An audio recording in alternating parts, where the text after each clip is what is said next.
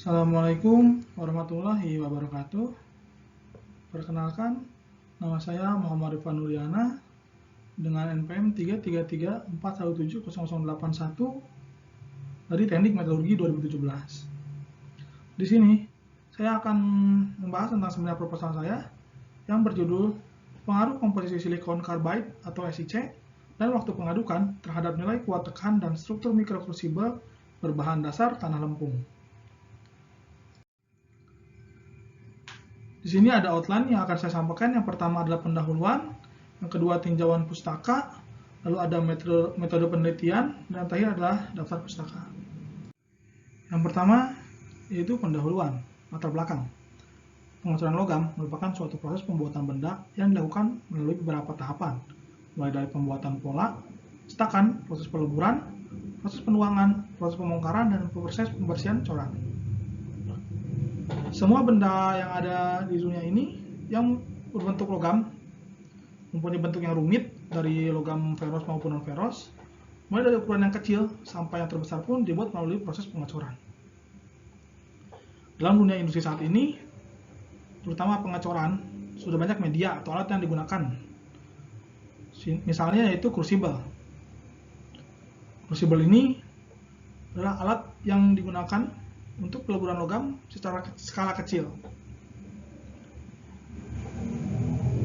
Ciri-ciri dari crucible ini yaitu berbentuk krus atau menyerupai pot yang diameter atasnya lebih lebar dibandingkan dengan diameter bawahnya, sehingga disebut crucible atau dikenal juga sebagai kowi. Dan crucible biasanya dibuat dari grafit, berbahan dasar grafit. Namun dikarenakan harga grafit yang sangat mahal di pasaran, dan untuk menekan biaya produksi, crucible di sini akan dibuat dengan menggunakan campuran dari grafit, silika carbide, dan tanah lempung. Dan selanjutnya ada rumusan masalah.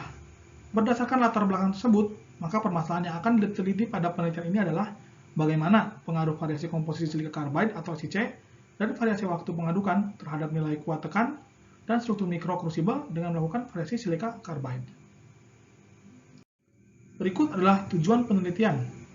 Yang pertama, mengetahui pengaruh komposisi SiC terhadap nilai kuat tekan crucible, mengetahui pengaruh komposisi SiC terhadap struktur mikrokrusible, mengetahui pengaruh waktu pengadukan terhadap nilai kuat tekan crucible, dan mengetahui pengaruh waktu pengadukan terhadap struktur mikrokrusible. Selanjutnya ada tinjauan pustaka. Di sini ada crucible.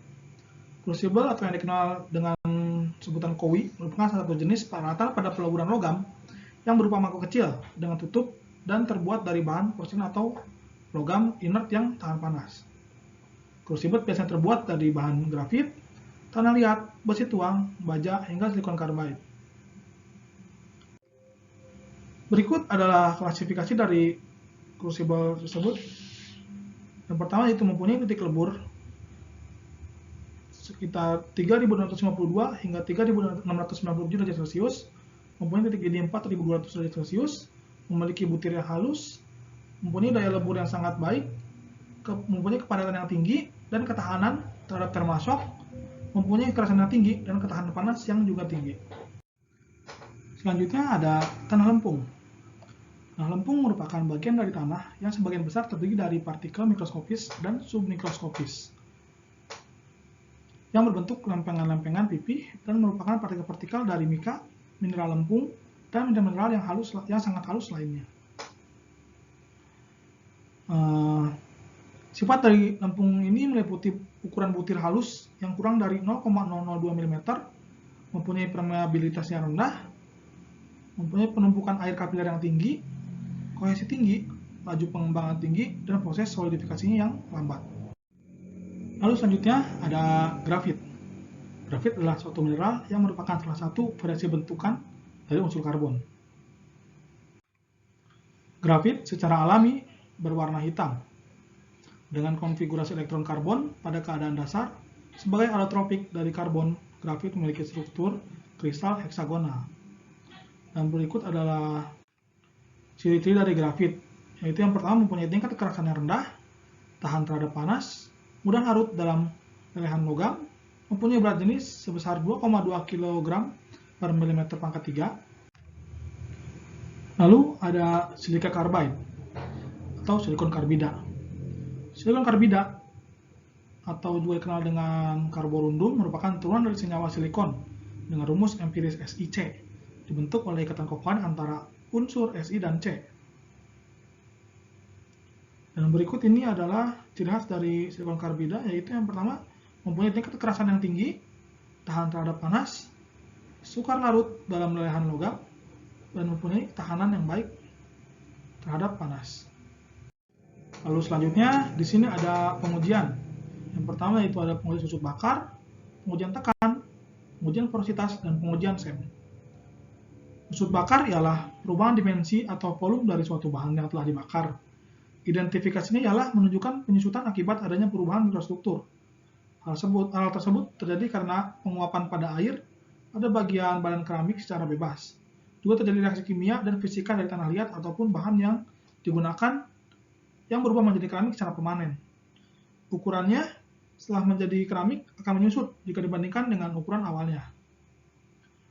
Dan dalam pengujian ini juga mengacu kepada standar pengujian susut bakar ASTM C356-17 yang nilainya dapat ditentukan dengan menggunakan persamaan S sama dengan L1 min L2 dikali L1 kali 100%, di mana S adalah sebagai persentase perubahan dimensi linear, L1 adalah panjang rata-rata, lebar atau ketebalan sampel sebelum dibakar, dan L2 adalah panjang rata-rata, lebar atau ketebalan sampel setelah dibakar. Lalu yang kedua ada pengujian kuat tekan. Kuat tekan adalah salah satu sifat mekanik bahan.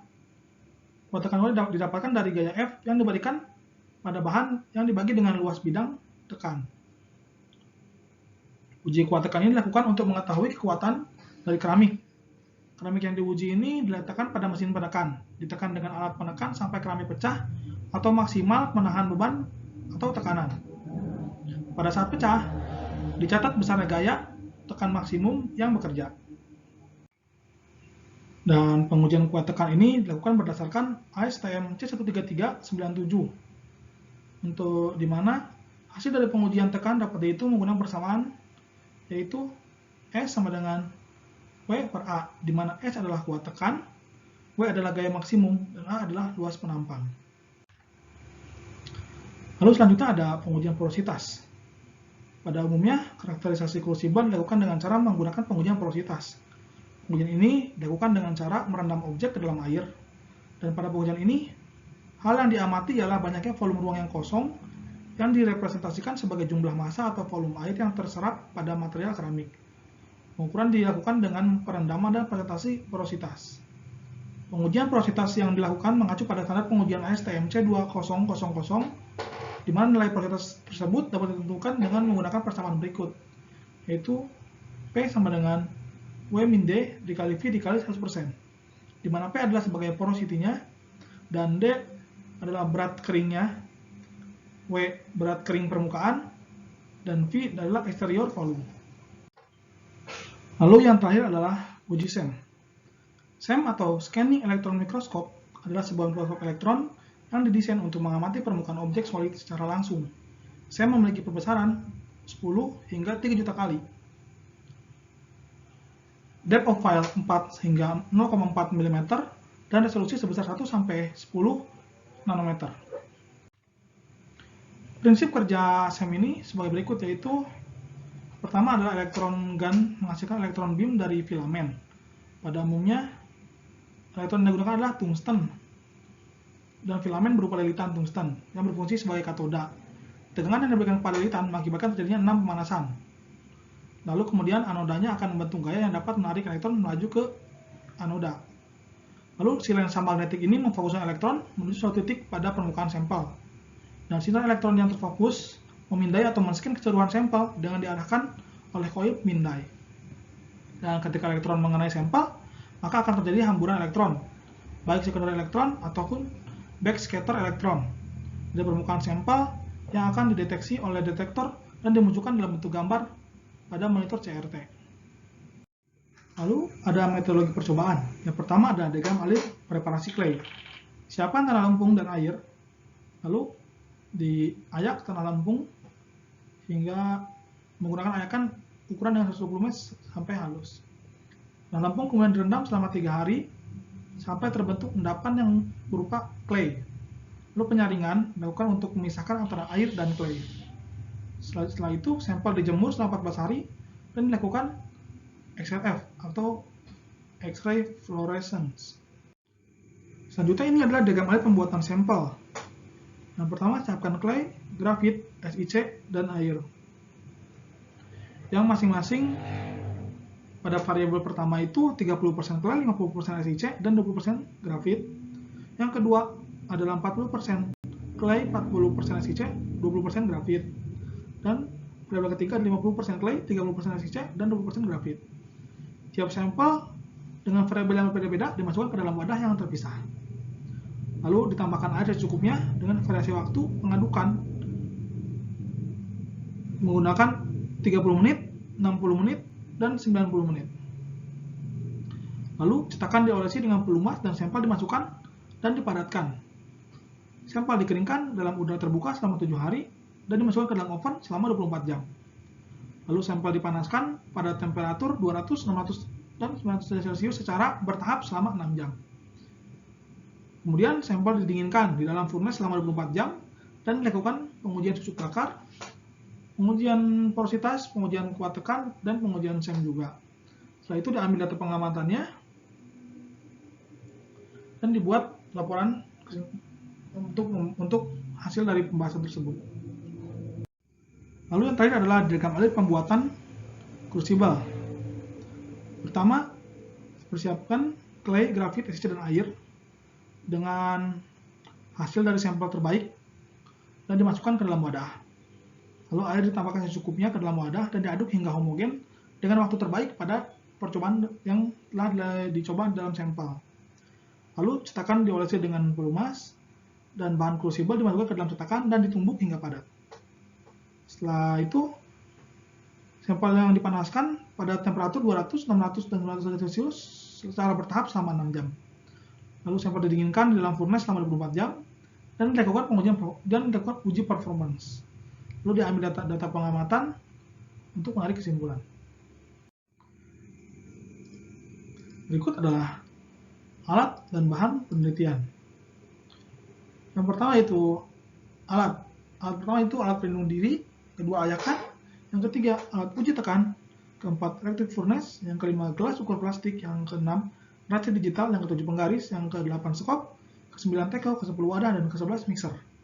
Lalu bahan yang digunakan yaitu yang pertama air, grafit, pelumas, silikon karbid, dan tanah lempung. Dan berikut adalah daftar pustaka. Terima kasih. Assalamualaikum warahmatullahi wabarakatuh.